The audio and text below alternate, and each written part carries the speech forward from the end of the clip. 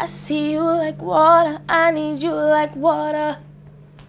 I cannot keep it a secret if we can't be something. Say it's so strange how much of like American nostalgia is somehow tied up in my identity, even though I've never lived there. It's really, really weird.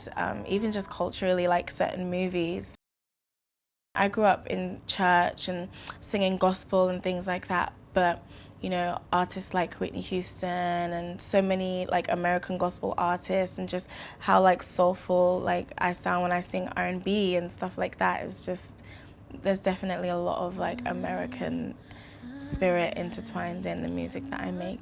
Keep it a secret if we can't be something, say something, 'cause I think a huge part of being an artist is authenticity. It's the reason why I love artists like Michael Jackson, Erykah Badu, is that like they were just so unequivocally themselves, and that inspires me 100%. And by the time I'm like 60, I want to just be able to say that I did everything that I wanted to do, you know, create the family, go on the tours, and touch people, for sure. Don't you cry. I think genres are cool sometimes and they make sense, but my favorite genre to call myself is pop, because I think it's the most genreless genre ever, because anything can be pop. Once it resonates with millions of people, it's pop. But you know, pop can be acoustic, it can be rock, it can be R&B, it can be so many different things, and yeah, I feel like that's my cheat code. It's difficult to say what I prefer in terms of like, you know, smaller crowds versus bigger crowds or one-on-one, because to me it's always the same feeling. I'm nervous and I want it to go well, and I want people to feel something, and I want to make sure that I'm, you know, locked in and tapped in and that kind of thing.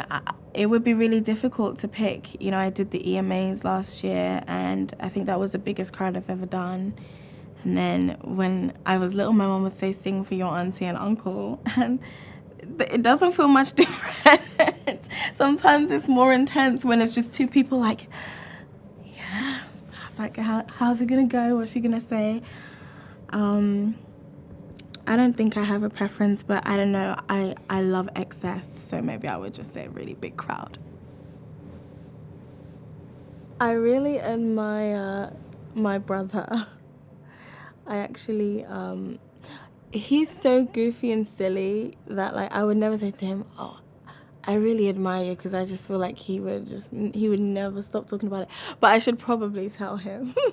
I admire him because he's one of the most like generous people that I know. He is the most generous person that I know. He's just such a giving person, and also he is just so appreciative of the world around him and everything that he has and things like that. You know, he was born 3 months premature, and I genuinely think that, like, you know, the difficult birth he had and the difficult few years he had has just made him a fundamentally more grateful person on average than most people in the world, and he carries that gratitude with him everywhere in everything that he does, and is really, really selfless.